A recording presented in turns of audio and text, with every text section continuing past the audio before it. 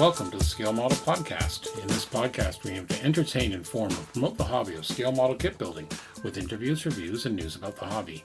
The Scale Model Podcast currently is recorded bi-weekly and is available where your favorite podcasts are found, including iTunes, Google Play, and Stitcher, as well as on our website at scalemodelpodcast.com.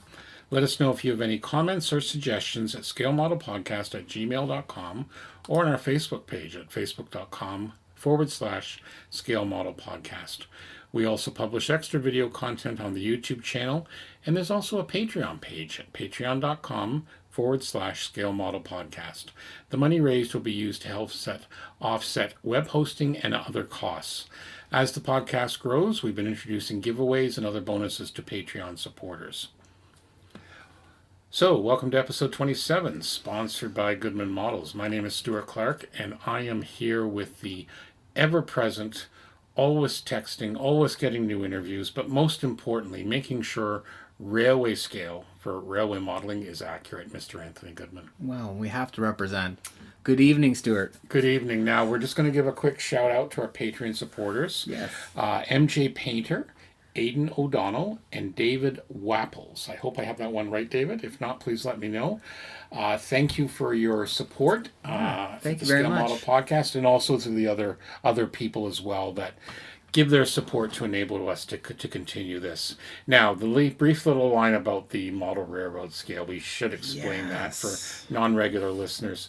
We have an awesome group of guys who do another scale model podcast called On the Bench in Australia. Always a good listen. Always a good listen. So in their show last week, they started getting into some scales, and they were getting a little, because they admitted they're not model railway guys, but they got a little bit confused. And I know, Anthony, I'm into model railway. Yeah. Your dad is into it. Yeah. So we should kind of set them straight on what HO and N. 1 to 76th. That's what they were. They were getting very confused there, weren't they? For shame. So like 00 is 1 to 76.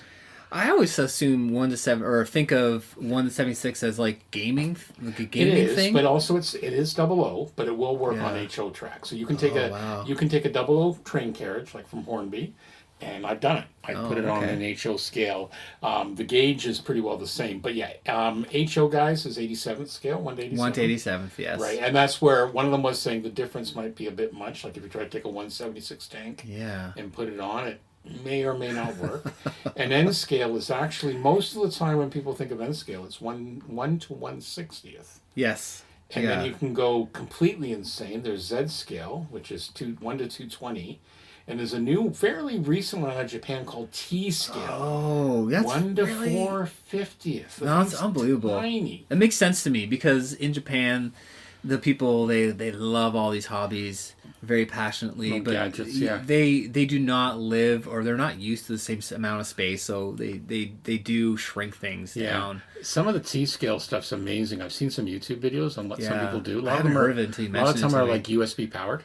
Little track. Oh my goodness, USB that's connector, amazing. and that's what you need though when you have a very small, insanely tiny. Like I'd worry about sneezing and blowing the trains off the track or something. What was that one that you mentioned was 1 to 220 scale? Z scale. Z's been around for a while. That's been around for a while. Very interesting because for a long time in the 80s and 90s, there's always been very sort of niche market Gundam, like garage kits put at 1 to 220. I was like, why 1 to 220? Well, there you go. Why did that? And that's why it's Z scale. That would probably be a very cool diorama. Yeah, you could have the Gundam attacking the train. They came out like they were initially produced as 1 to 1/4, which is double 72nd, right? Mm-hmm. And so and that's the way they were for a long time. And there was like the odd 1 to 100, and recently in the last 20 years, 1 to 100 scales become very popular. I think just for the size. Mm-hmm. And when you get into like the spaceships, 1 to 1000, or there's all kinds of. I think Z scale, if I recall, I think they came out of Germany. I think it was Marklin originally did it, and because I remember. It's been around for a while. You learn something every time. I love model railroad stuff. I just don't have the money. Yeah. So anyway. HO's the way to go. Anyway, guys, we don't want to show you up, but we thought we'd just correct you because I'm sure you've already gotten some emails from I commented right away as I was listening to the episode and really enjoying it. It was an awesome episode. Because one of your personal heroes was their guest. You know, I'd never heard of Lincoln Wright. Right. But it was a total surprise to me what was going to be on the episode. And that guy was fascinating. He was really cool. Yeah, it was. And he definitely was dabbling in sort of the world I'm interested in. And so it was cool to hear his interview. I wasn't familiar with him before that, but what an awesome interview. Yeah, great show as always. So as I said, you can reach them at On the Bench, and they also publish every fortnight or 2 weeks, so you can get your modeling goodness every week of the year. Yeah, check them out. With us. So we're going to just get right into it as always. IPMS Nationals was last week. From everything I've heard, says was a big success. Sounded was amazing. Very impressed. Kudos to the organizing committee. They're moving to Texas for next year. Texas in August. Texas is the reason. Texas in August with the heat and the plastic. What could go wrong? I don't know, but there's a lot of air I'd love to go there. Yeah, it would be interesting. I'm just saying it might be a little bit warm. That's more my thing. Like, wouldn't that be a little bit too warm? Well, I'm sure the event isn't going to be in I hope so. an air-conditioned Just don't leave anything in the car. Yes. Yeah. But anyway, no, I did hear some amazing stuff. I pictures. I shared a few some on the great photo Facebook albums. page. Yep, some amazing work as always. I think they had a record number of kits, and again, a lot of stuff being announced. So we're going to kind of just cover some brief stuff. Some of it we've already covered. So, for example, iModeler, someone did a great review of a very in-depth review of Edouard's 1/48 scale Mustang. This is the one that came out for the special edition. Only 6,500 were made. That's the one. Choo-choo, and it's gone. You cannot find it anywhere for love nor money. That was pretty exciting. Yeah, that was very exciting. But people are You can find them on eBay for 4 times. Oh, I'm sure you can, but you can't find. price. Apparently, they're out from the distributors. Yeah. Our good friends at Wheels and Wings Yes. posted something that they don't have anymore, and there's none of the distributors Of the Chattanooga. of the special edition. They are just going to be The regular version is going to be. They are going to come soon. out by the end of the year. There'll be the the bonus set, the Profi pack. Profi pack. Yeah. There'll be So there's going to be what else have they announced? They've announced an early P51D 5NA without the dorsal fin will be released in October, and the Royal Class kit in December. So and there'll be more because this is basically the base thing. So there's a very good review by Tom Cleaver at iModeler.com, and he's built it up. He's gone through the whole thing. He knows his Mustangs. There's a lot of little differences, and I guess they've really produced a really nice kit. I do like the Mustang. It's a classic. I prefer the Spitfire, bird. but again, it's still a great bird if you're really into it. Iconic. Yep, very much so. So, excellent build review. Similar vein, this was released a little bit before Nationals, but they did have some white box editions. To me, is P38 Lightning kit. If you recall, we talked about it, some of one of the recent Japan shows. They did have some of these white box there, and they were pretty well gone by Thursday. Yes. So again, someone's done a nice, the Modeling News did a nice inbox review of that kit as well. That's pretty cool. That's actually a subject I would like to build. That is a fun looking plane. Yeah, I could see myself at some point. And again, this is one of the decal schemes includes one of the planes that was involved in the shoot down of Admiral Yamamoto. Yes. So this is kind of cool. And again, this is the white box. But it included canopy mast, proper instructions, decal sheet. But again, they always say they can change it. The white box means there might be some final changes. Yeah, it's still prototypical at that stage. But that's pretty cool. Yep. So they actually had, to me at the show, everyone who registered, or a ton of the people who registered got a chance received a green ticket. Okay. 300 people were given the chance to buy one for $50. Oh, that's a great price, because I think that the actual retail price is a little higher than so that, they basically, one of the reviewers managed to snag himself a copy, and he's got an excellent review here. Yeah. Total sprue review. Holy moly. Really, really good. It's a great little review of that. That's pretty cool. One day. Yeah, very nice looking kit. Yeah, I can see definitely. And I'm sorry. Oh, John Benetti was the one who reviewed it. So again, nice looking. Thank you for the review. Yeah, this looks really good. And again, it does include 2 decal schemes, including, like I said, the one that was involved with that. So the Miss Virginia, that was the aircraft that was involved. Yes, yeah. There was always some controversy about which aircraft actually shot down Yamamoto's plane. Really? Yeah, there was also a little bit of, there's some different things, but again, pretty successful mission. Okay, our good friends at Walnut Wings, well, they were there. Walnut Wings. Wingnut, Wingnut why do I Wings. say walnut? I almost Wingnut do Wings that. is actually very difficult to say. I know, I always say doesn't- walnut. I don't know why. It doesn't roll off the... I know it doesn't, and I've done that before, but Yeah, that's fine. That's okay. That's why I'm here. That's all right. I appreciate that. So one of the Straight. things, I'm like David, and you have Ian or Julian, correct, right? You know, see, that's what happens when you're an old guy like David or myself. We get forgetful. Anyway, they have one of the many releases they had is a Fokker DR1. So That's this is pretty. the famous. That's pretty cool. Famous red Yeah. triplane, the Red Bear, and there's two versions. So they had some pictures there. I already thought they did this, but I guess they haven't. No, I'm I surprised. built I think it was Revell in like 1/32 scale in the 80s. Oh yeah, I think as remember a that. kid. I remember that, but I Yeah. thought these was guys probably- already had it. I've never seen any mention of that. No, I'm not even sure. I thought Wingnut already had it. So That's gonna be really nice. yeah, that looks pretty good. They had some other stuff, some of the other things coming out. So again, definitely check their website. They had mock-ups of their Lancasters and some more stuff there. So a lot of excitement there. Okay, moving right on. Trumpeter. A couple of things from Trumpeter for August. Yeah. So we've got a couple of armor, a couple of one aircraft, one ship. So the P-40N Warhawk. This is in 1/32 scale. One of the famous Flying Tigers, basically, was one of the Flying Tigers would consist of this. Early to mid-war. This was actually the final production model of the P-40. So they had a late war Allison engine. Yeah, again, I don't know my Warhawk stuff, but it was a very successful aircraft. Used a lot in what we call secondary theaters, like in China and stuff like that. Okay. Right. But again, nice looking color schemes, including they also did That's fun. also known as the Kitty Hawk when it was supplied to Commonwealth forces. Ah. Okay. So Yeah, the so I know that. Australian Air Force used it, and the Chinese, stuff like that. So yeah. So again, looks like a nice looking kit from Trumpeter. It's a nice big scale.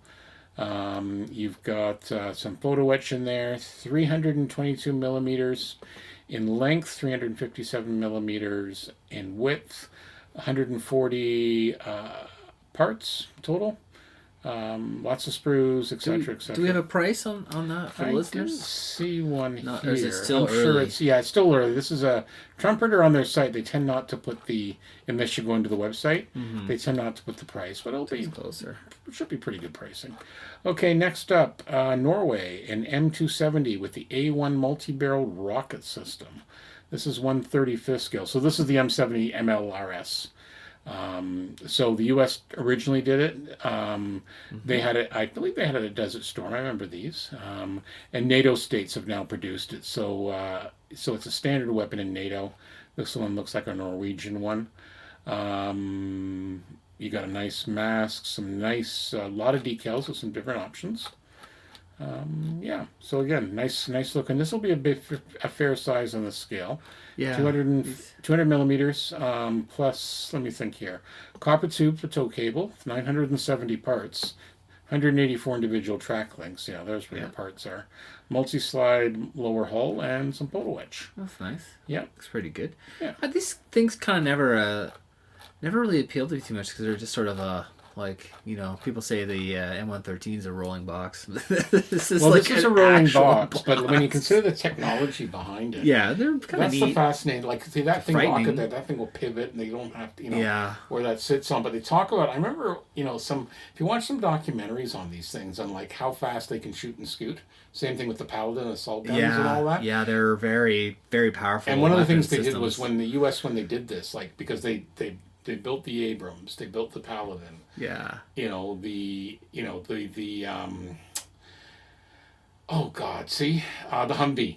Humvee. They were all kind of created at the same time. like to work it together, right? Interactive, Yeah. and they're all tied together via computer and stuff like Yeah, that. And they really yeah. showed that during the first Iraqi campaigns. So, Yeah. yeah, you really saw how integrated they worked. Oh, And it was actually quite fascinating Yeah. when they did this. Okay, then we Nice have looking kit. then we have a Russian 1/350th scale Russian Tashkent destroyer from 1940. So this is one looks like the Italians built this for the Russians. A destroyer leader, 1935. There was a contract. Speed not less than 42 knots, etc., etc. So they built. Looks like they built some in Italy, most of them, a couple of them in the USSR. This looks like a single decal scheme.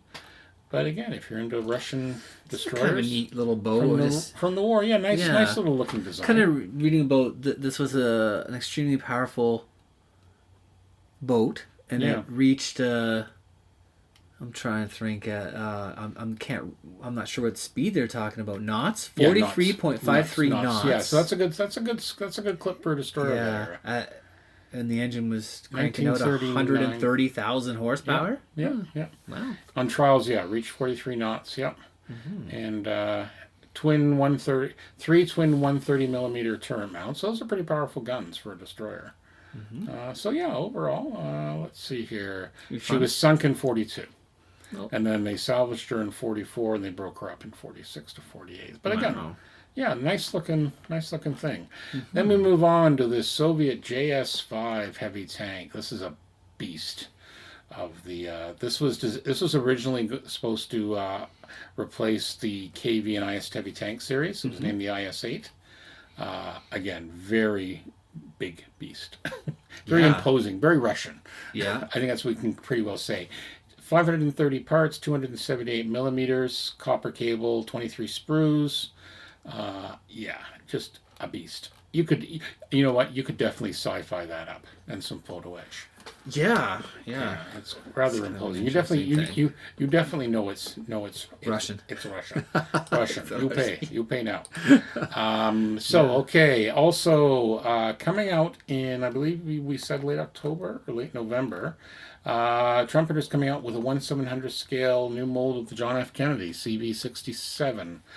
We've just got a price from Hobby Links, $102 Canadian. We'll probably hear more about that as it gets close. November 2019 so far. I'd like to build an aircraft carrier. It's one of those ones. I've built two of them over the years, when I was much younger. Yeah, they're very unique. And was it Ian or Julian built that Japanese one? Yeah, the Shokaku. And that was quite the Shokaku. The World War II era. And that was Japanese quite the thing. It's one of those things you can go completely out of hand. Like you can go so much detail, and there's some amazing work out there. Yeah, it's one of those ones. I love aircraft. I know, but it's one of those things you're gonna spend a while to do. So you're looking at, for this new 700th scale USS John F. Kennedy, 102 Canadian dollars and 80 cents. So it must be, like, considering the size, the scale, the new Super carrier. They're a pretty big Like if you look up some of the other ones out there and look at the links. So it'll be interesting to see what they do. We're going to hear more about this, I'm sure. This is very early, so it's slated to come out November 2019. Right. So there's not much details, but the 700s, the planes are still, you can get some detail. It's amazing what people can do. Yeah. I go blind looking at it, and yet people can do individual. It drives me nuts. But anyway, far beyond my thing. They're a neat subject. And then we mentioned this, I think, last time. It's actually been released. I actually haven't seen it in the wild, and other people have said that. But AMK finally released their F14. Delivered. Their Super. Apparently, it is out there. It exists. Apparently, yes. Is it amazing? Released this month, they said. Well, I'm sure we'll hear some more. Yeah, we're looking forward to hearing more about this. Yeah, so there's some full screen shots, and I know there's a bunch of people that build F-14s, and I know there'll be the fanboys and the not fanboys will be out there criticizing it in force. Well, I'd like to see what it's all about. Now, what's interesting, I'll have to admit, the slide molding they're using is quite genius. If you look at some of the sprue shots on how they're assembling some of the how some of the parts are in the sprues. If you go down like the canopy, apparently people are saying good things about the canopy because it's got the correct bulges. The nose is slide molded. Yeah, that's good. See what I'm saying? And the front, like where the cockpit, missiles, front half of the each of the Phoenix missiles and the sidewinders and all that. That's nice because those are a pain in the butt. Yeah, and it also features the Snake Eye bombs because it kind of became the bomb cat. There are 5 decal choices, including a couple of low vis and some of the high vis, and of course tons and tons and tons of stencils. Yeah, looks great. I love stencils. Tomcats are cool. When I get to a point when I'm decaling that much, I start applying my 3 to 5 foot rule. If I can't see it from 3 to 5 feet, I look for opportunity to put decals I do, on. but I also know I don't want to spend, let's say, 2 months building it, another 8 months decaling it. Yeah, I will lose I know interest. sometimes it takes time. Yeah, and again, but to each their own.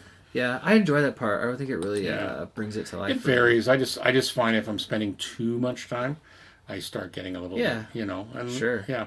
Okay, and then our good friend at Cult TV, man, they mentioned this first, but Dragon is taking orders, or they're taking orders for Dragon for their big Dragon 172nd scale Saturn V rocket. Wow. This thing's big. This thing's 5 feet. Apollo 11. He wants obviously it's $139. They want a $50 non-refundable deposit. Interesting. Yeah, this thing's huge. Wow. Yeah. You say did we mention it's 5 feet? 5 feet. 72nd. So Airfix long. Airfix re-released their 1 to 144th one, which was that was big. like 2 feet, right? Well, yeah, so double. I've right? seen that 2.5, one out. Yeah. So slide molded second stage JS2 engine, detailed Apollo launch escape system, you name it. This is the rocket that carried the first. This is the Apollo. Yeah, this is the Saturn V carried the Apollo missions. Yeah. So this is the one that basically, this put man to the moon, all the moon missions.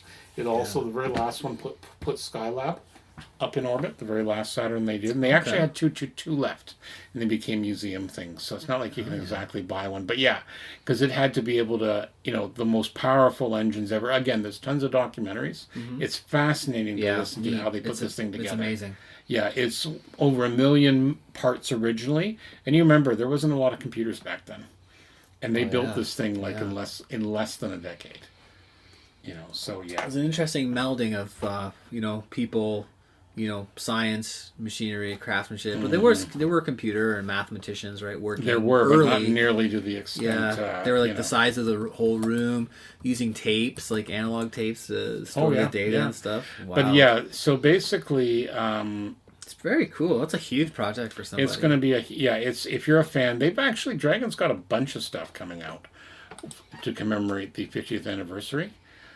So they've got some of the LEM and stuff like that. Yeah, it's a worthwhile anniversry. Something very good worthwhile. That people have done. Very worthwhile. But this thing is absolutely huge. It's literally taller. It's almost as tall. As tall as I am.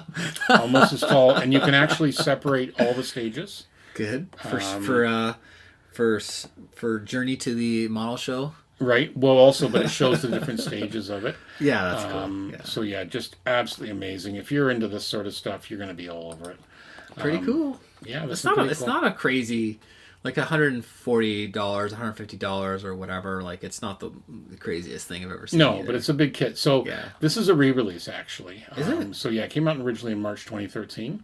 And then they also built one for October. They built a Saturn V with the Skylab, because the Skylab ones, for the Skylab, it had a different nose to hold. Different configuration. The very last one they built. Yeah, cargo compartment. Because they put the Skylab module in there, right? So module. Very cool. They've got a bunch of different ones here. So a lot of different stuff, and they've had these out for a while. Dragon's like far back, back to 2011 and stuff like that. But pretty very cool. Pretty cool. But that's going to be a monster. Unfortunately, our friend at Call TV. Sorry, guys, he can't ship to Australia. Oh, because of the size. It's to build it and fly it over. Yeah, build it, fly it over, or get one from Japan, I guess. That's pretty. This cool. Dragon is from Korea, or Dragon Models is Korean. Oh, I should know that.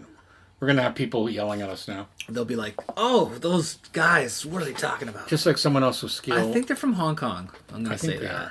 They're Chinese. I think they are. Tell you what, not exactly Chinese or Hong Kong. Why don't I look it up? We'll see what we can figure. Because I think the next one's yours, right? Oh, yeah. This caught my eye. So, Hong Kong, you're right. It is Hong Kong. Yep. Yes. So, I picked this one out. This is very interesting. This is a Fiercely Dog conversion kit. Okay, how do you say the first word begin with Q? Because I have no idea. Okay, so this is the company's name who's produced this fine resin kit. All right. Is called Quattroporte. Okay. That's how I'm saying it. I've never heard of them. I don't know. I can't speak to any. It's a resin You said kit. it better than I would have Yeah, said it, so Quattroporte. that's fine. So the Fiercely Dog. This is these are mecha designs from a pretty cool 80s animation called Votoms, Armored Trooper Votoms, and it was pretty neat. Really like hard boiled. I think it was sort of very like military.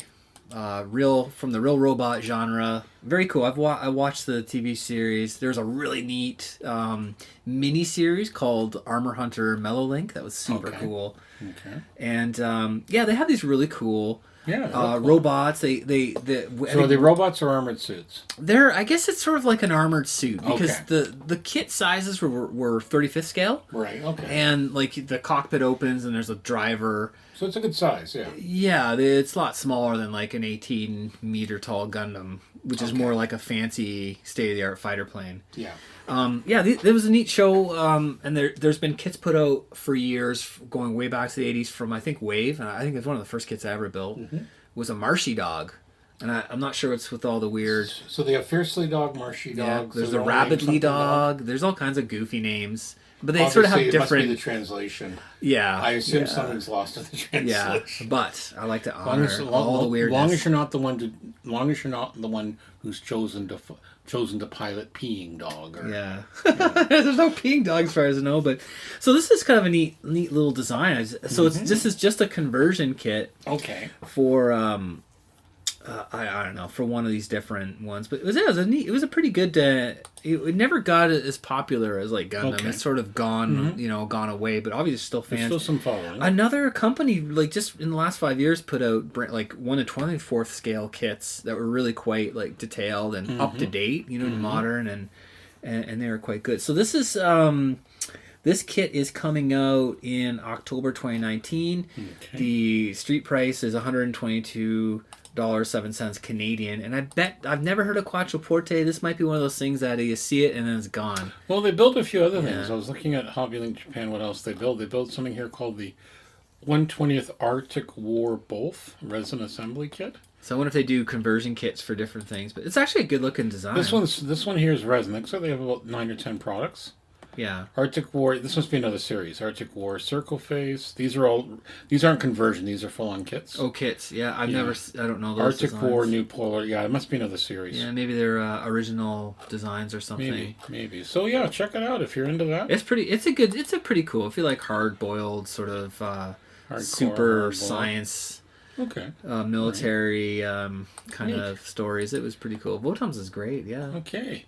Moving on, we found this one because I'm ashamed of myself. I don't remember hearing of this aircraft before, but the AVI models, which is out of the Czech Republic, they do some 172nd stuff. So they have the 172nd de Havilland DH-83, the Fox Moth, but this one's in an Australian scheme. So the Fox Moth was actually a small transport passenger aircraft, 2 to 4 passengers, but what was unique about it used the same engine, tails, wing assembly as the Tiger Moth, which more people know. It's obviously a reference to that series of plane designs, right? How did You've I never heard know? of the Fox Moth? I've never heard of the Fox Moth. I'm ashamed. I know, I'm sorry, but I've never heard of it either, but I thought that was very interesting. And the box art looks like sort of an air ambulance. Yeah, they've got it set up like an air ambulance. Yeah, it's but it almost looks like it has like the passenger compartment is not it's below, the pilot's on top. Yeah, exactly. Because I said, other than the fuselage, the rest of it's the same. So AVI builds this. They have it in foreign service. They have a New Zealand one, New Zealand service, and then they also build some other stuff. Looks like some of the some not less popular, but less built. Some of the Japanese stuff. Obscure, the Claude. Right? Yeah, the Claude they've built. Yeah. So a few little things out of there. So Kiwi Fox Moth. Yeah, so all sorts of interesting. Just a couple of releases so far, but again, we always like giving the small cottage industries or the smaller manufacturers. Yeah. I mean, isn't it great to discover your little niche? If you happen to know this is really cool. This would be kind of Some of my favorite things are very obscure, so it's really neat. And you're like, oh my goodness, it's finally been kitted. Or sometimes you find this. Okay, then we switch over to another Gundam. with a really kick-ass. Is that like a shield it's got? Oh my goodness! What is this? This thing? is ridiculous. This is a new Xeon. This is an 1/144th HD BD so that's R new Xeon Gundam from Bandai. My goodness. 3454. A travesty, but it's from Bandai, so I thought we'd report on it. So this is from the Gundam Build Divers, Build Fighters, and / Build Divers. So those are like series. Yep. I think one is like the follow-up series. Mm-hmm. And oh my goodness, what a apparently mess. Regal Red and Gold. Yeah. He comes equipped with a cape thruster on his back and a massive Xeonic sword, which can transform from normal mode to bowgun mode and even beam sword mode. This one's sure to leave an impression. If he fires that thing in the wrong company, I'm sure he would. So this is obviously in these series they've taken all the mobile suit designs from all the canon stories and then like done weird spins on them. See, if you look at if you look at the screenshot, see there's that beam sword. I see it. I think he's making up for something.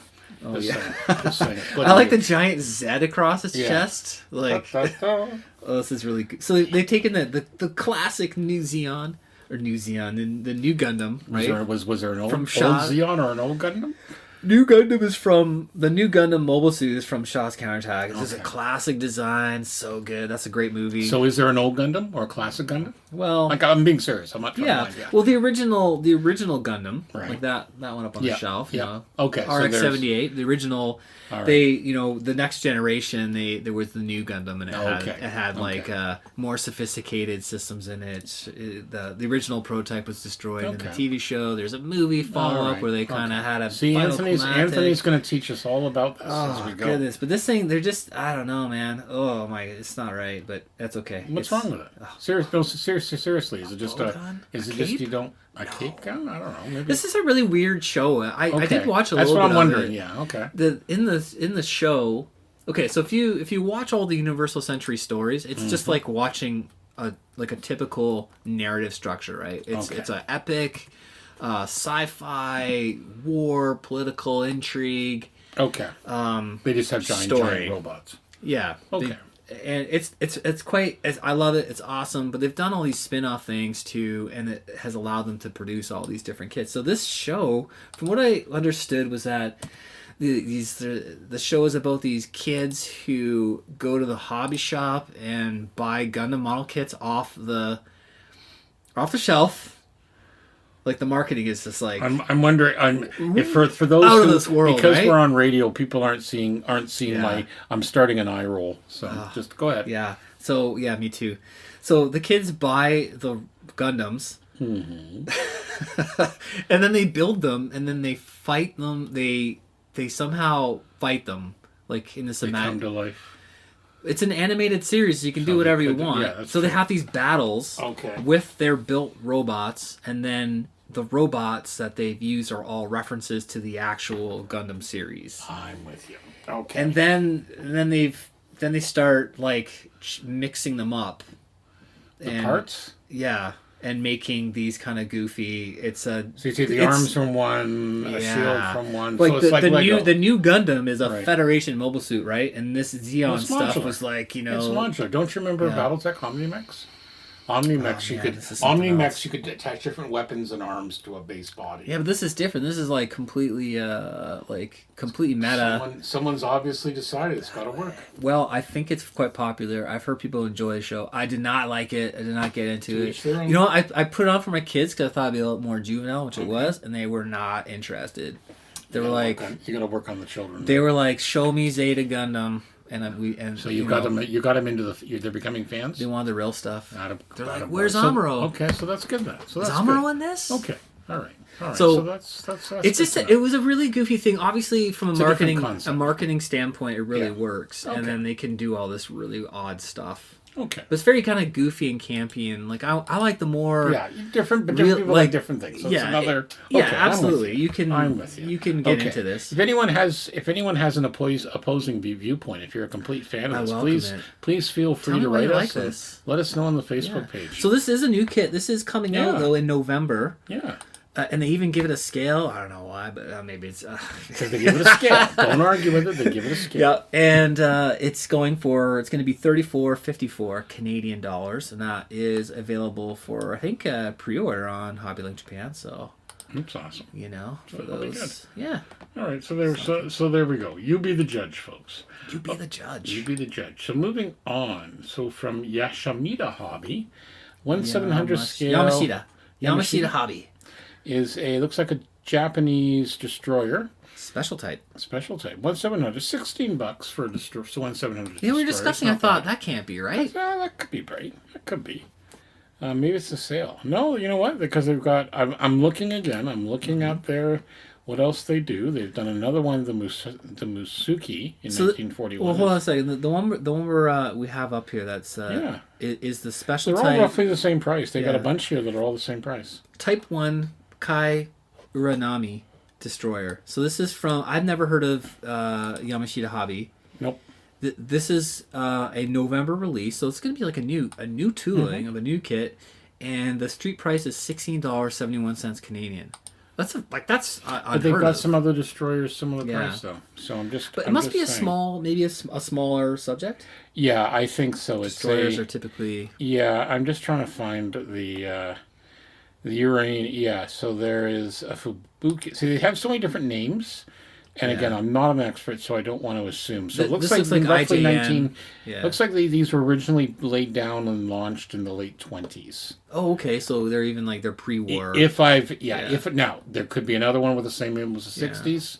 If I'm wrong, please, folks. But hey, what a great price point for all the shipbuilders. Now you know what? There. Again, speaking of shipbuilding, this company makes all sorts of nifty stuff They got a bunch of other, at least through the HobbyLink Japan. Mm-hmm. They've got a Yamato gun set, so a super detailed 1/700th. They've got a couple of other destroyers. They're roughly the same price. A warship storage box. Mutsuki. Destroyer equipment set.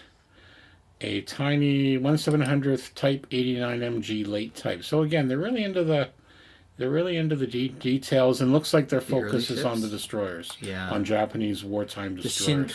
The Shikinami, the Hibiki, 1945. Okay, so that's they all obviously look their niche. Yeah, they seem to be all the same, like late war. Yeah. Second World War destroyers. I gotta say, I'm blown away by that price. I haven't even seen a Gundam for that cheap. You gotta remember, 1/700th, it's very tiny. Yeah. Only, like if you.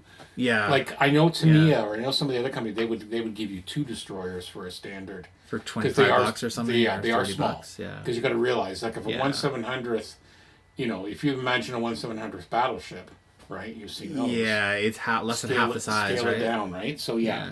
Oh, okay. So again, for those of you who are into that, I'm always impressed. It's one of those ones that have always fascinated me, but I just This is really neat. We're looking at the other listings. They have like a decal sheet with destroyer names, like all in scale. The ventilators and fair leaders set, like winch reels, these little, like the detail sets that look, and they're very reasonably priced. Like this reels set.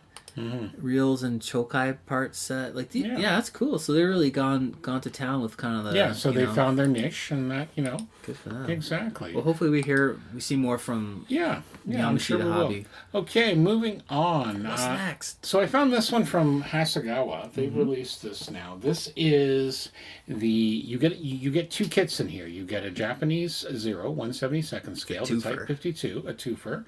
And you get the Battleship Yamato in 1/450th. And they call this the Reiwa set. Reiwa, my apologies. So I had to think about I knew I'd screw it up. So I had to think about what this was, then I remembered. Reiwa is the new era. New era, yeah. Now there's a new Japanese emperor. Every time they announce a new era. Reiwa. And this is the name of it, but there's a lot of special significance. A lot of people celebrate. It's like it's a very big deal in Japanese culture. Yeah. So Hasegawa's decided to celebrate that by having a limited edition set of these 2 iconic Japanese machines, basically. Right. And there's all sorts. Like when we were looking up, like Kit Kat. Yeah. They have a Reiwa edition.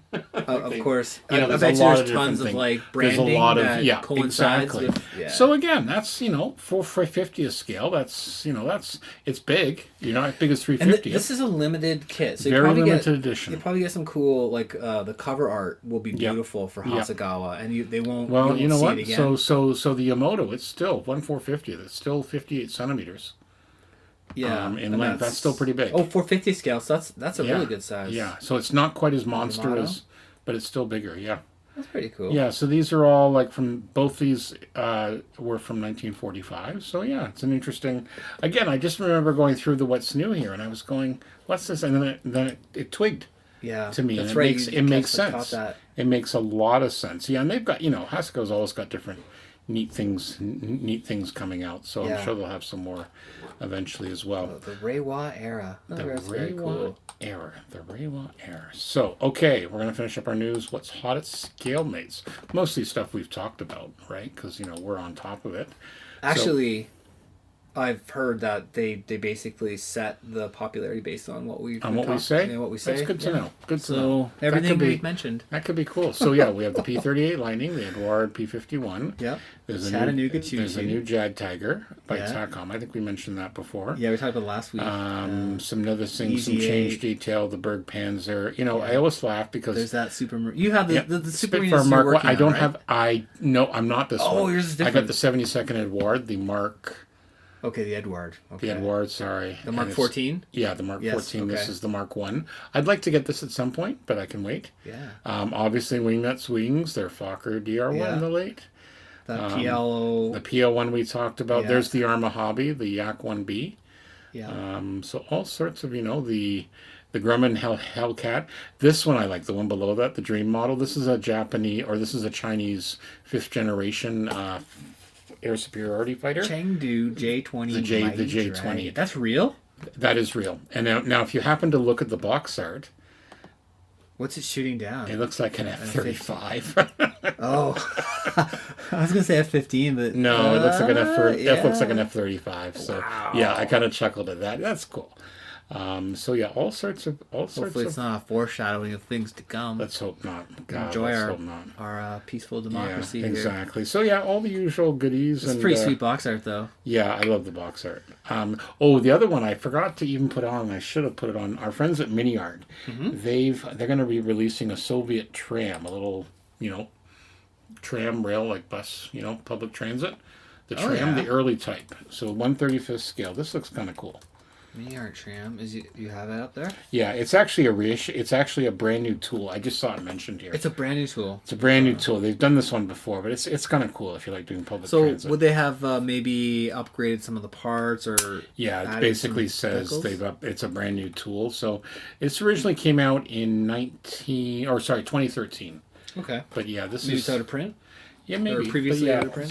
So that's your traditional looking tram where you could use it in a diorama or whatever. So yeah that's cool. There are fans of there's war trains and stuff like that. Yeah, but just like fans of like trolleys, trams, like just regular peacetime passenger train. People love that stuff. Like specific. Exactly. It's almost like a specific rail fan hobby. Yep, exactly. I have a friend who's interested in those. Yeah, and buses. And buses. People are into buses big time. Yeah. All right, and that's all the news that's fit to print, or as we used to joke, fit to line the birdcage with, or whatever you want. So, we're now going to take a little break, about what's happening with super sanding blocks. Yeah, well, I recently had some really great feedback from Tony Jacob, who's a longtime listener. Yes. And Tony is always got interesting things in his mind. He reaches out quite a lot, and he always has interesting things to say. We love hearing from Tony. We do. He's we're going to get Tony on the show at some point. We should. That'll be fun. Yeah, he's in Australia. Tony's so awesome. 13 hours ahead. But we'll figure that out. We've already talked about it. We'll put our heads together. We'll work that out. We'll get him. We don't want those other guys getting them. We have to have him first. That's that. Definitely. We're going to reach out. So Tony sent me a letter Yeah. And then I asked him like, "Wow, this is amazing. Can I share this?" And he said, "Oh, post away." Mm-hmm. And it was, I don't know, it took me a few minutes to read because Tony he's good with words. He's very good with words. And he's prolific with the writing. Yeah, so I took awesome. out something at the end that he posted. And he said, some people, including me originally, might be curious about whether or not they could be that much different. They are. A simple idea done really well with high quality materials that provides a unique and very useful alternative standing solution. Awesome.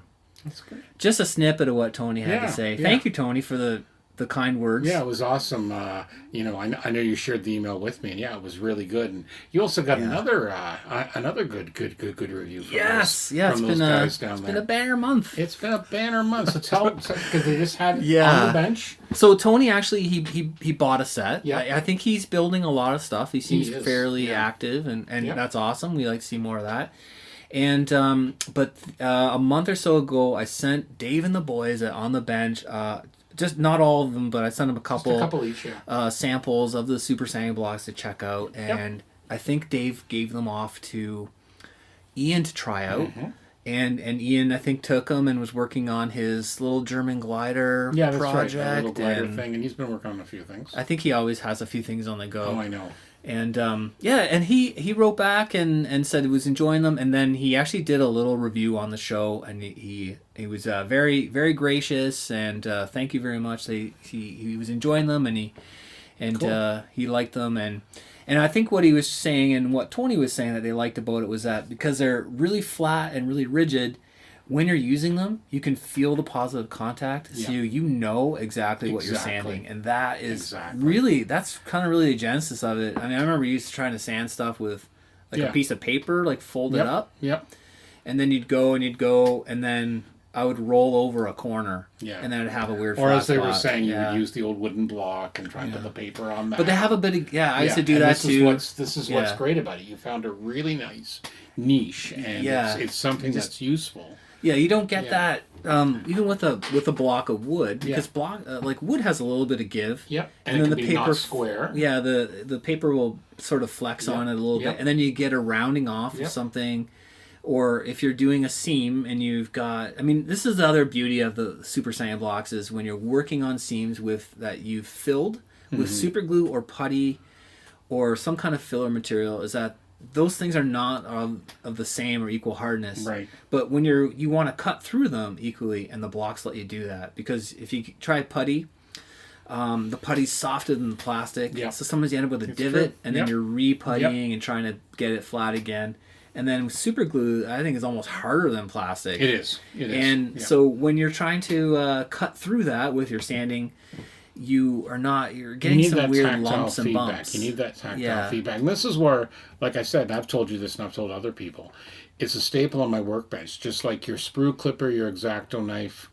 Yes. You've got your super sanding blocks. You still have your flexible sanding sticks or whatever. And I use those all the time too. Each has a purpose. Yeah, it's on and place. I find that nicely fits nicely well. And again, they're a good size. You've got everything you need in the box. You've got the nice little color-coded reference. Yes. So where do people get these wondrous things? Oh, yes. You can. You know what? I have literally one. I have one in stock right now. Oh, see, there you go, folks. Get that one ordered so he's out of stock. I'm in the middle of reordering, but you can get them from GoodmanModels.com. I've got that one, and they're also available at Flexifile. He just took a big order, and that's why I am a little depleted. They're also available at Section 8. Section 8 Hobbies. In the States, and I think Elm City still has them in stock. Finer hobby stores anywhere, and if any stores worldwide are interested, they can certainly get a hold of you there via the website. And I do have I don't want to announce too much, but I'm looking at a new distributor for Australia, but we'll wait till it's all happening. There you go. See, we will get you down there even. Yes. So that would be awesome, because I know as you say, you've got Tony and a few other people have really. Yeah. You've actually got a few down there, and they some good comments. I think Dave just bought a set, so thank you, Dave. I hope you enjoy them. And perfect. I think they said that they like to give away all their free samples to their So Patreon supporters, that, so maybe there'll be a little giveaway. You never know. You never know. So, okay. So, yeah, check them out, and we thank Gundam Models for their support for the podcast. Thank you. It's my pleasure. There you go. Okay, now moving on. Tony again. Tony. We keep hearing Tony. 2020. Tony? 2020. Tony. I think we have an episode name. Yeah. So, Tony, it was all, again, same Tony.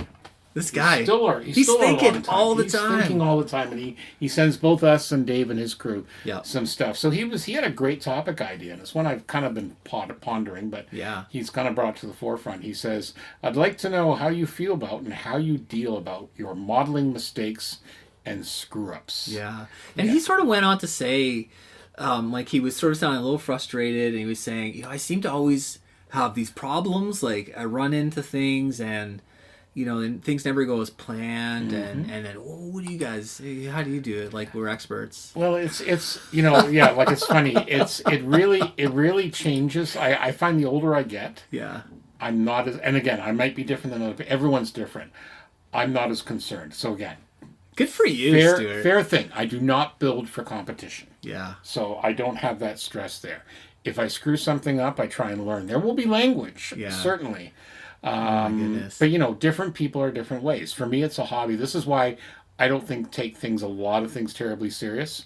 I will fully admit I'm not a good rivet approach counter. to life. Yeah. But again, that's the way I am. If I know other people out there, they do some amazing stuff and they enjoy it. Yeah. More power to them, because again, you gotta do what you want to do. You do what you got to do. So yeah, he might. He's a bit like me. I don't know if it's maybe matches, but I enjoy making mistakes. So maybe that's overstating it. But instead of getting me down, once I finish throwing around F-bombs, amen. Every stuff up gives me a whole bunch of fun and satisfaction problem solving. It just needs a bit of ingenuity and seeing it as a challenge. Instead of a disaster. And I find the same thing. My best example is this Porsche 911 I did fairly recently, last year or the year before. I hadn't done a car in ages, and I was thinking about painting the body, making sure the body was going to be a nice color, and perfect car finish. I didn't kind of fully comprehend and read the instructions through. So what I did was, at the time, there was the body and then was the front bumper, right? So I just put the front bumper on the body, glued it, made it nice and perfect, sanded it all, painted it, came out beautiful. And then you get to the point where you have to install the headlights. Well, the only way the headlights go in from behind is the front bumper needs to be separate. So I should have masked. So again, there was some language, but I did take a very thin razor saw to it. Yeah. Because by then the glue was long set. Yeah. Managed to get it apart and figured it out. Put it in, and a little bit of sanding, a little bit of painting again, 2 more coats. It's actually not bad. It's not perfect. It wouldn't win a competition, I'll tell you that right now, but it's good enough. It's my 5-foot rule. You finished it, though. That means you conquered the model. I conquered did not that. Conquer you. And this is like, he gives another example here. Parts lost in the carpet monster become scratch building projects. Carpet. Missing instructions become puzzle. Slips of the hobby night become learning how to sand and polish canopies. Torn decals become trying out painted insignia. I always used to think, what was I remember years ago, because I hated masking canopies. Oh, yeah. So there was a while where if you'd think, maybe I'll just put a tarp over it to make it look like it's being covered. So you don't have to see the crappy job you did, Yeah. There's all sorts of ideas. I know another one. One of my recent, I'm trying to remember if it was I think it was the Tiger. It was one of the, to me, a 135th German Armors. Yeah. When I was putting the track links on, I broke them. The rubber track links. So there was a nice unhealthy gap. In a bad way. So I did a diorama, covered it with mud. There you go. Well, that's not the armor, like the armor modeler's mantra. Like, don't worry about it, cover it up with the weathering. You can cover it up with weathering or mud or whatever. That. So, there's always different ways around it. But again, it's frustrating. But at the same time, I don't make it. Well, you and I have had different experiences. Well, now he does give 2 examples. I'll just finish up. So he had a 1/48 scale P-51 Mustang. Yeah. An exercise in paint redos and cover-ups as I repeatedly pulled up metallic paint due to mixing brands and types with unexpected results. But it's good to, it is good to do that now you know. Like Yeah. right away, he got a huge takeaway from that. Crash like, course in natural metal finishes. Yeah, you have to like you're learning about the method, right? Like don't mix here's one you can relate to, because I know we were talking about chemicals and stuff like that. He was doing a German half track. A spilled drop of solvent on the left front guard after almost finishing the weathering required some creative thinking. I don't enjoy making dioramas, but a spare officer's hat and map completely hid the damage. Amazing. Because we were talking just before we went to air. What was it? What was that one you did? So, well, let me preface this. Oh, please. Okay. Yeah, because I was going to ask you, what are your I have this amazing dream. It often comes to me when I'm like mowing the grass and I'm kind of in autopilot, and the dream is like you're building a model kit and you just put it together and it goes together, and then like you paint it and it comes out the way you want in your mind. It's perfect. It's amazing. That has not happened yet. So every build I do is filled with mistakes and errors and like going backwards. It's, and then finding out, well, how am I going to fix this mess? That's part of every build. Absolutely. Usually follow just before that with, what have I done? Yes, absolutely. I would like to arrive at a point where I build the model and you just build it. You build it like you start at A and you go to Z and then it's done. Not this thing where I'm like, oh goodness, what am I going to do now? That's sort of how I operate. And then, so what was I doing on my M113, which is sitting there stalled out at 99%? I decided that, okay, I bought this beautiful Brush Magic cleaner for my brushes, which I really enjoyed.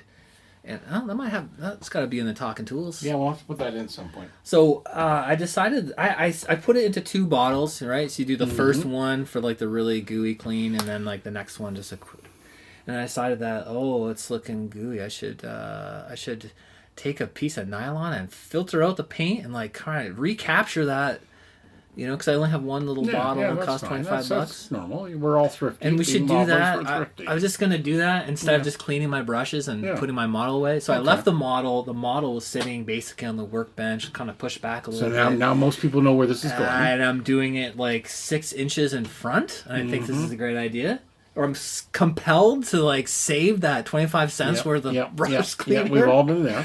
And I think I dropped something or other, and it like splattered all over, or not all over, but it one drop in particular. Yeah, it rained down on my it had. So I was finished the paint. I had done pin wash. I had done filters. I was adding details. I was like really done. It was donezo. You just haven't sealed it yet. I wasn't even. I don't think I was even gonna seal it. I think it was treating it as done. Awesome. So I have these weird drips, and it one went right on the UN decal, and like melted a hole right through it. I was like, oh no! Just like there's no, there's no coming back from that. So I ended up looking at it. I came back, I think, the next day. I was about to throw it in the garbage and say, I've been working on that for a year and a half. I'm done with it.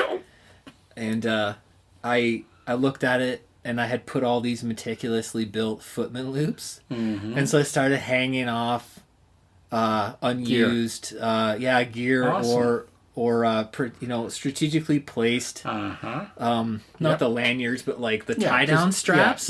Tie down straps that just hang it off a certain way right across. That's great. And it covered up, and I was like, yes, I did it. Yes. And like, what tool can I put on this thing?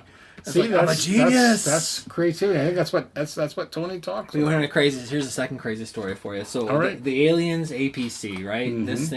This was a very hard kit to work on because nothing went together.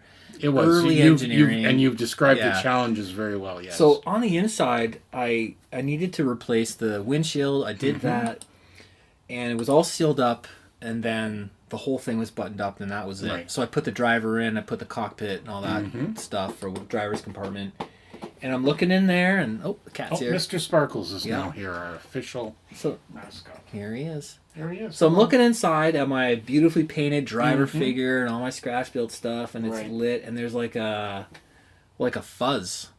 A fuzz. like That's a not plastic fuzz, you know, when you cut crazing, as they call it. Yeah, like the little spiral of plastic that came out of a drill bit or something. Dear. That was rolling around. And I was holding it up in weird angles, working on it. How the heck did that get in there?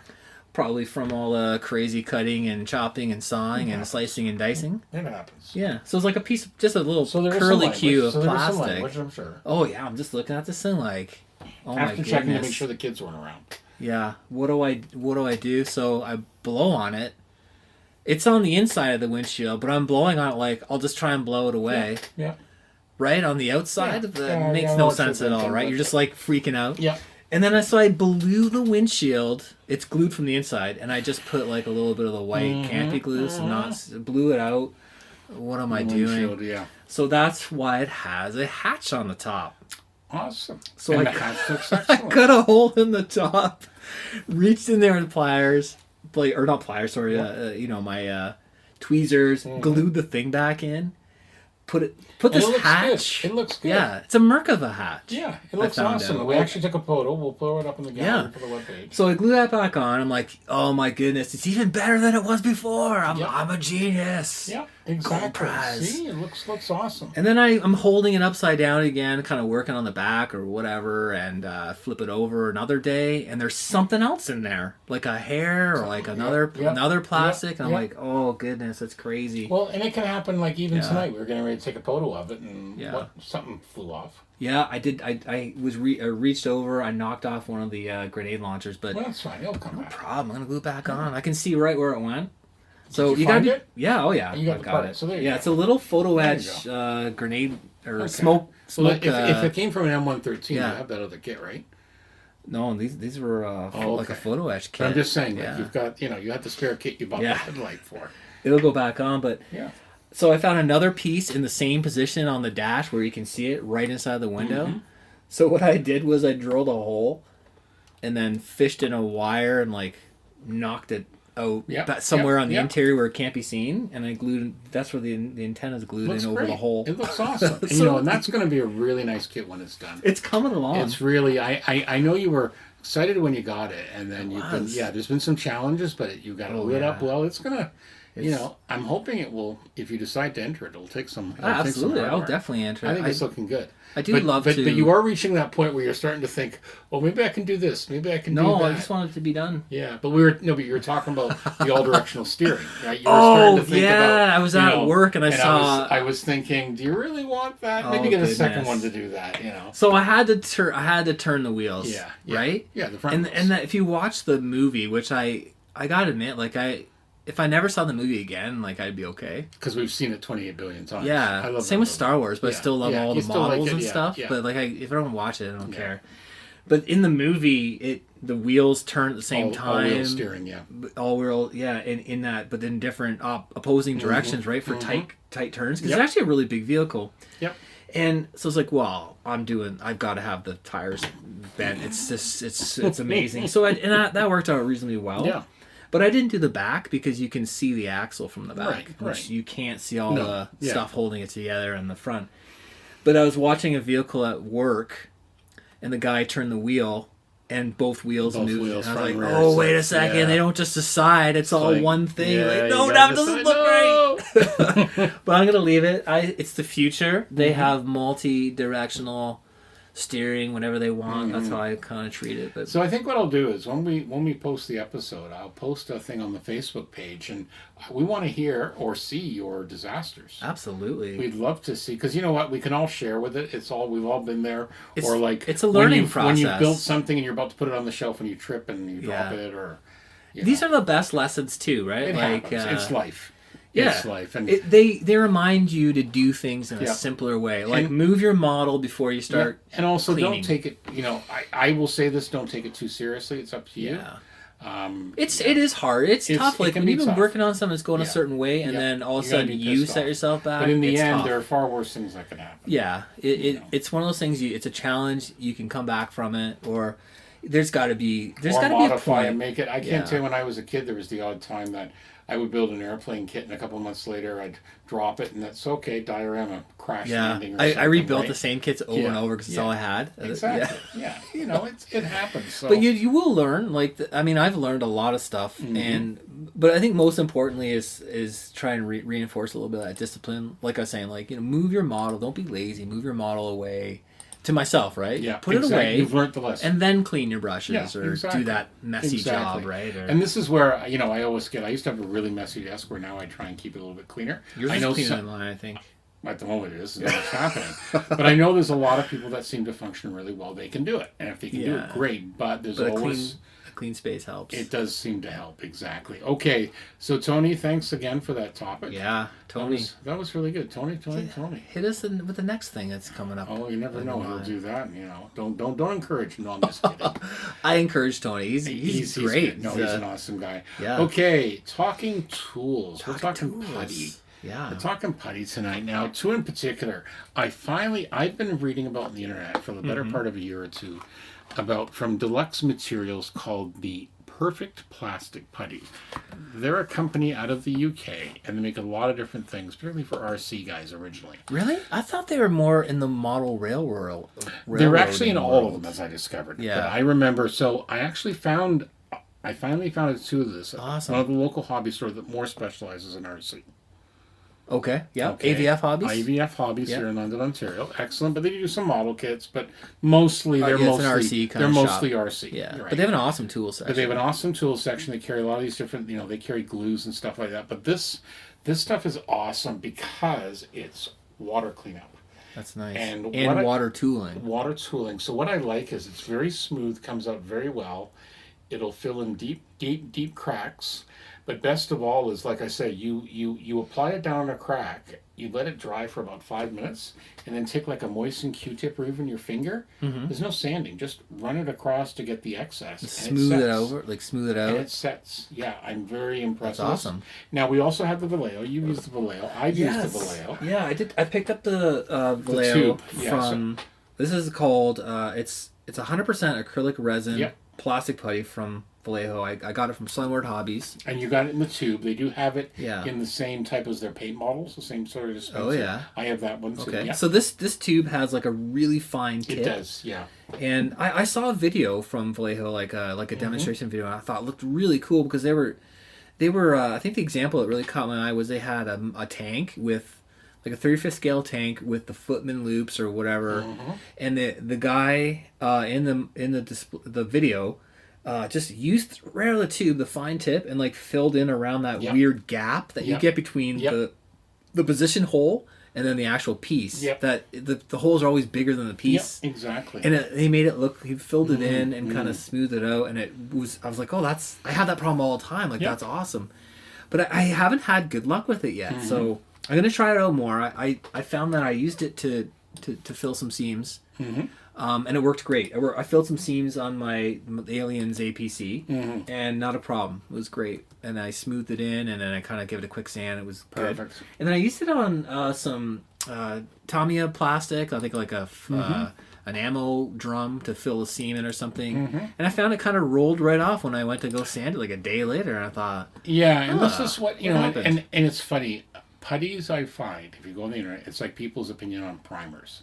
Everyone has a favorite.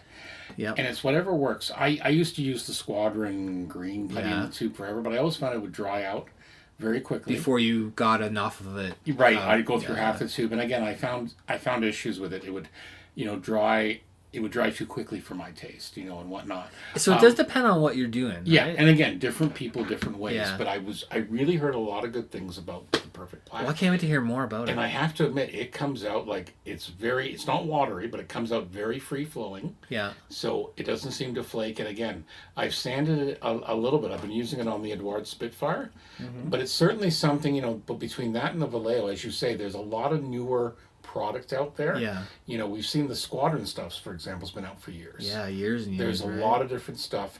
And again, as we try and get stuff that's more better for us, like, you still, vent your house and stuff like that. Like we talk about acrylic paints versus, this stuff I like better. There's no odor. Oh, that's good. Which, again, some of the other putties... Safety-wise. Yeah, some of the other putties... Whoa, like the Tamiya one's like a lacquer base. The Tamiya one, and the Tamiya one's very hot, too. I have used the Tamiya one. Yeah. I do like their that putty. One. It's I not have bad. that one. But again, you got to watch how you use it, because if you're not careful, it will... Yeah. It's a bit powerful. It's the problem at hand dictates to me what I use. Because I have the two-part, like the epoxy ones. Epoxy, yeah. I use those all the time, and I use Mr. Surfacer. Like I have a really thick one. And I've used Mr. Surfacer. I use that as a I like Mr. Surfacer, except it stinks to high heaven. I'll use that as a it putty, is, too. yeah. And that's, again. Yeah. So if I can Run find your something fan. that's done a little bit better, even if it takes me a little bit longer, I don't mind. But like this is great because it is. It's literally water cleanup. Yeah, that's cool. I've painted on it. It's, for me, for what I'm using it for, it's working well. It does great. Yeah. So like we've said before, it's worth trying. You never know. You have to might experiment, find something, right? You might find something Certainly, you like. yeah, certainly some things are going to excel in a particular application. So you do have to play with it and then get it to work for you. I've noticed that the reason I ended up buying the Tamiya, The Vallejo. the Tamiya, like okay. the Tamiya putty, because I was reading about like for example, if you use Mr. Surfacer as a putty, and then you later spray Mr. Surfacer's primer, you can re-soften. You got to be careful, and this is where it's nice to have some different ones. So exactly, that's what I was thinking. I like to have a few different options so I can change it up as my needs are. Right. You don't want to reactivate that and then kind of mess up your construction process. Yep, and again, so I think this is definitely something people should look at. Yeah, I was very impressed with it. It's I'm trying to remember. It was like $11 or $12. Not terribly expensive. Not. And I think I'm it's finding under 10. a little goes a long way, and I've been very impressed with it so far. I'd like to hear more about that. Yeah, because what I used to do a lot is I used to use the you'd use the Squadron putty, and then you do some nail polish remover on a Q-tip. So like and acetone. Yeah. That's the active. So again, the sand without using a sanding thing, it would take just to get rid of the extra off, so you wouldn't have to sand. Yeah. This is the same thing except you use water. Which is even better because I wonder about acetone affecting the plastic. Exactly, and then there's the odor. Oh yeah, it is. That's another kind of smelly chemical. Powerful stuff. So yeah, definitely. So we'll have some pictures on our show notes for the viewers we'll to throw see the those tubes, and I'll see what I can find. I think I've got a picture of it on my Spitfire. Again, you can just see a little tiny white thing. You need to kind of experience it. Yeah. But I love it. It works out really, I think really I'd like well. to try that one too. Yeah, you'll have to give it a try. You have to get your own bottle. You're not getting mine. Yeah. So it's from Deluxe Materials. It's called the Perfect Plastic Putty, and I'm seeing it more and more in different places. But yeah, it says scale and plastic, railway miniatures. Fill fine gaps, low shrinkage, perfect for all plastics and resin even. Nice, yeah. So yeah, and there's some model railroad stuff there, and all sorts of examples. That's awesome. Okay, we talked about this a couple of months ago. Yeah. I picked up the AK weathering the entire line quite a while ago, and you picked up some, and you've really had a chance to go to town on the APC. I know. I wanted to talk a little bit more in depth once I had the chance to actually test them out. Right. So they're pretty cool. I have to use them a bit more. But I ended up buying the chipping and aging set, and then you loaned me green and brown, like shading and effects. Right. So I'm at that point on the APC. It's basically an olive drab vehicle. I'm doing some. I did some modulating with the airbrush. I did some filters with oil paints, and then I want to do more filters. I'd like to do dot filters, and I wanted to do chipping. So I was just sort of checking these out for the very first time. I went on some parts you can't see just as a test, and then I kind of liked what I saw, and then I started going at it. So I've learned to be very subtle and because you don't want to be too heavy-handed, right? It's almost the worst of me. So I try to practice things in a subtle way. So I used the sand pencil from the green and brown effects that you loaned me, and that was a really good, so kind of a light brown. And so that one's showing up really nicely. It's a nice contrast. Yeah. And then out of the chipping set, I've been using the actual chipping color and the red primer. Okay. So I think the red primer is really meant for like German vehicles. Yeah, there's a lot of red primer, typical, that sort of thing. Or maybe it's part of a red partial oxide rust or something oxide. I think it was a red oxide primer that they did their vehicles in. So I don't know if it's really going to work on this. Like thematically. But now, did you find one of the things I discovered when I was playing with it a little bit is it goes on very subtly. Like if you really want to see it, you really have to layer it on. Yeah, I have to it keep gives going. You great control for that. Yeah, so that's good. That's how you want things to be. Exactly. And for chipping, I've typically done the sponge method, and I've had really good results that look good. Yep. So I'm just sort of seeing if I can get the same, like be as happy with that. And I think I've read some people what they do is they use both. They'll take the sponge method and they'll use that for those tighter, smaller areas where you want or just like a different the control. Yeah, like I used to use like a lead pencil more, but this gives you some variation. So you're pretty impressed. It's another tool in the arsenal. I'm liking it, and I think I'm gonna like them the more I get into them. So I've been using the chipping color and the sand and getting kind of what I want. I think it's looking really good. I always have to build it up because it's almost too subtle to see. It is. That's the first thing I noticed. Like especially when I was, and I said this before, when I started originally with putting it on dry, is very subtle. Yes. One of the things in some of the demos, AK has a lot of demos out there, and people is if you try wetting the pencil, you get it's like a completely different product in some ways. Like it comes on a little bit deeper. Almost like you're painting. It's almost like an oil, So that's what I kind of liked. And, it's as we said before, some people are going to love them, some people don't. But if it matches your how technique, to use it, exactly. Right? Yeah. It is, I don't think it's really a replacement for anything. People say, oh, how do these compare to watercolor pencils? And they're similar, but they're different. Because I've played with watercolor pencils. You can only do one thing with watercolor pencils. This I find the actual material seems to be a little bit more waxy, like a more paint. It's like a semi. What do they call it? I noticed when I was playing around with it, I noticed if I put some on dry, and one of the things they suggest you can try is taking just a slightly damp brush. So I did that. Yeah. And you can find if you put it on a little bit too thick, you can see it coming. It behaves like a wax. I was putting it on and then trying to manipulate it with like a dampened brush. I wet the brush and I dried it off. Just to play around. There's a certain and I was almost erasing what I had done. So I had to go back and put a little more and like touch subtle, it less. Yeah. And I think this is what sometimes people are thinking. Oh, it's going to be immediate. Like it goes on subtly, which is good. All these good effects are always built up in layers, right? I think that's one of the key. And that's one of the things I've learned about weathering as well. Yeah, build everything up in even the paint, everything up in layers. So I'd like to try.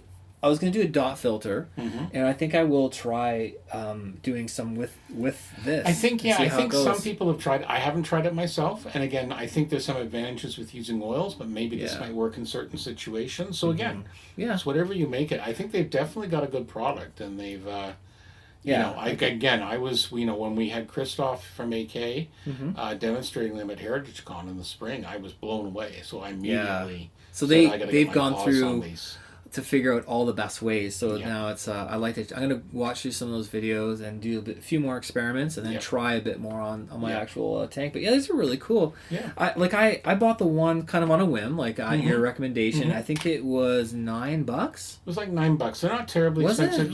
Something like five. that. I had five colors. So I think it was about 12 or 15. Was it $15? Might have been a little bit more because I think they're roughly. If you went the straight euro equivalent, they were roughly $1.50. Okay. Per, but I think they were a little bit more. For some reason, 11 sticks in my head. But they're good. But again, they last forever.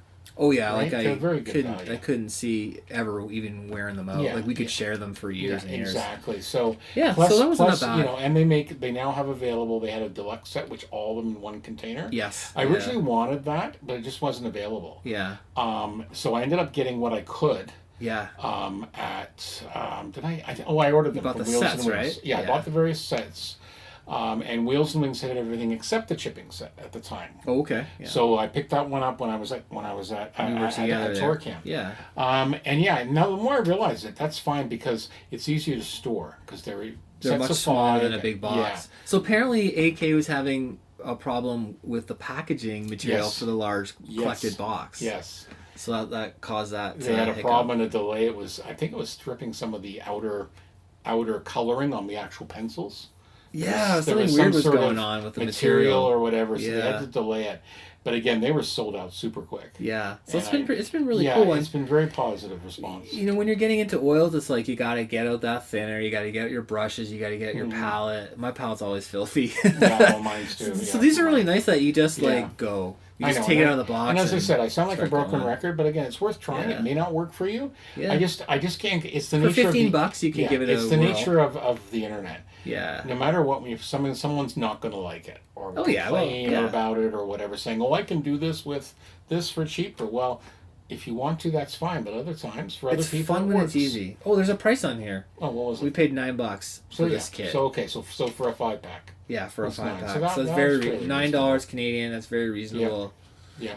That was from Wheels and Wings, our good buddies there, and that's a great price. Yeah, Because exactly. that was the one you bought. Yeah, that's the one I bought from Wheels and Wings, and Cool. great store. There's a reason I don't go there in person. Because they have way too much good It's an things. awesome store. It's an We do love absolutely Wheels and awesome Wings. store in East Toronto, Canada.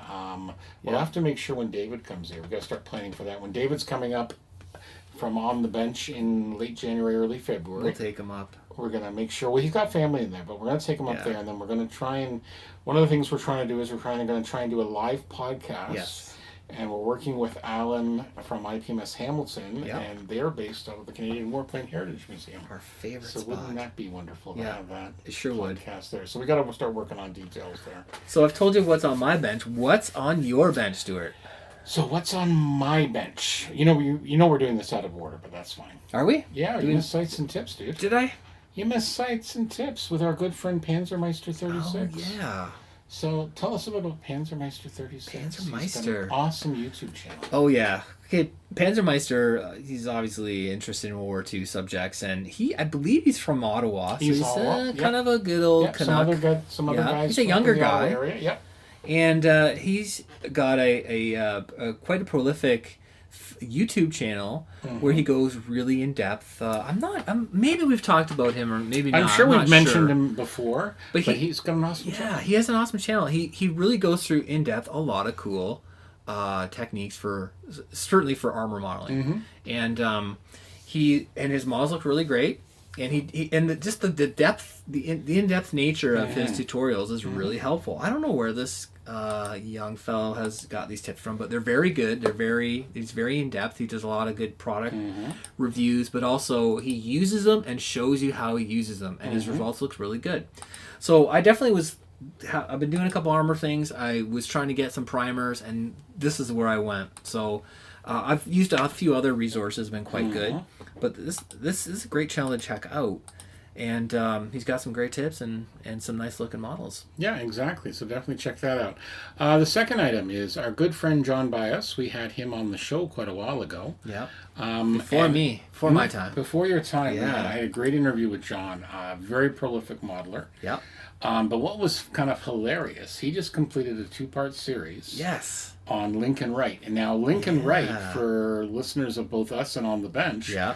our friends at On the Bench just had him on as a guest in their last episode. Awesome interview. So, I really tell enjoyed us it. a little bit about Lincoln Wright, and then we'll talk a bit about this amazing series. Yeah, John did. this is kind of a cool coincidence. So, I had never heard of Lincoln Wright. Okay. Just to set it all up, and so I was listening to the latest edition of On the Bench, and they're talking about this guy who lived and worked in Japan in He's one an of the model Australian studios. originally, yeah. Yes, he is from Australia.